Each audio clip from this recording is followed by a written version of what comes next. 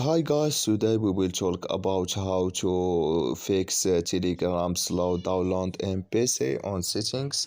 We will click here on settings, then we come here to settings window and we will just go down. We will click here on apps, then we come here to apps window and you will just go down here to looking for Telegram app in this is window and we will go to found Telegram. We will click here on Telegram, then we come to this is window. We will click here on for stop, then we will click here on OK and we will click here on storage.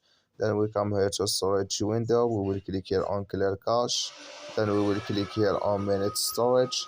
Then you go up, you will click here in app and you just click here on clear local and turn off your Wi-Fi and turn on it and it's going to work with you. So that's all now. I wish know you I give it. Thank you for your watching. Don't forget to support us by like and subscribe and see you in next video.